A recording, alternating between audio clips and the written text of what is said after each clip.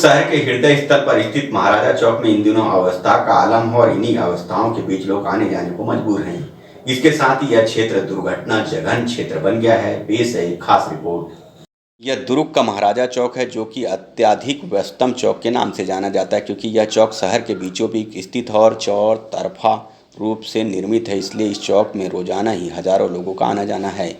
लेकिन शहर के इतने बड़े चौक में अवस्था ही अवस्था देखने को मिल रही है। चौराहे के चारों तरफ लगे ट्रैफिक सिग्नल पूरी तरह खराब हो चुके हैं, लेकिन खराब होने की स्थिति में यथास्थान लगे हुए हैं, जिन्हें बसाने की कवायद जब तक पूरी नहीं की गई जिन्हें बनाने की कवायद अब तक पूरी नहीं की गई। इसके साथ ही बीच चौराहों पर बना ट्रैफिक सुरक्षा केंद्र, जो कि ट्रैफिक जवानों की राह देखते देखते थक गया है, लेकिन अब तक केंद्र में कोई ट्रैफिक जवान नहीं आया सड़क के आवागमन को सुरक्षित कर सके। आपको बता दें कि महाराजा चौक से चंद कदमों की दूरी पर गृह मंत्री ताम्रध्वज साहू का निवास और उनका निवास होने के कारण दिन में कई बार गृह मंत्री का काफिला इस चौराहों को पार करके अपने निवास पहुंचता। बावजूद गृह मंत्री का ध्यान इस ओर नहीं गया है। सड़क के दोनों तरफ अवैध कब्जाधारियों ने पूरी तरह से कब्जा कर लिया है, जिससे सड़क सक्रिय हो गई।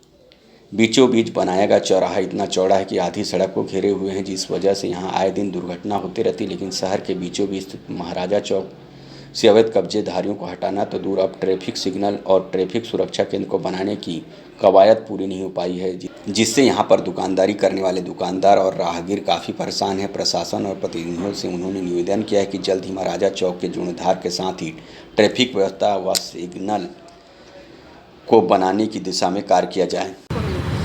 काफ़ी है मैम, अवस्था तो पूरी है। समझ लीजिए आपका ये राउंड ब्रिज इतना, जब ये जो राउंड में आपका सर्कल बना हुआ है काफ़ी बड़ा है। मतलब अगर इसको छोटा किया जाए तो ट्रैफिक सिग्नल हो जाएंगे। आए दिन एक्सीडेंट होते हैं यहाँ पे, है ना। ये जो चौक में ट्रैफिक की रूम बन गया है, ट्रैफिक वाले भी बहुत कम ही रहते हैं।